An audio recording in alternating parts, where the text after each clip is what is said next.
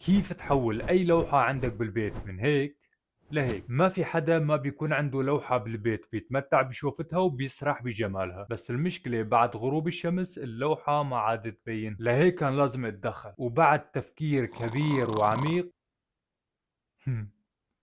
وصلت لهذا الحل الجميل. دورت على أرخص إضاءة نيون وبعد بحث طويل لقيتها على أمازون، طلبتها ووصلت. نفتح الكرتونة على السريع ونطالع المحتويات، وبتجيب أي لوحة عندك وبتجيب كمان أي نوع لازق موجود عندك بالبيت، وبنبلش نلزقها على الإطار الداخلي للوحة. بس في شغلة مهمة لازم تدير بالك منها، لازم تعرف مسبقا وين بدك تعلق اللوحة وتعرف من وين بدك توصل لها كهرباء. على هالأساس بتعرف وين بدك تلزق جهاز التحكم ومن وين بده يطلع شريط الكهرباء، وبس نعلقها على الحيط ونوصلها على الكهرباء، وهاي هي النتيجة.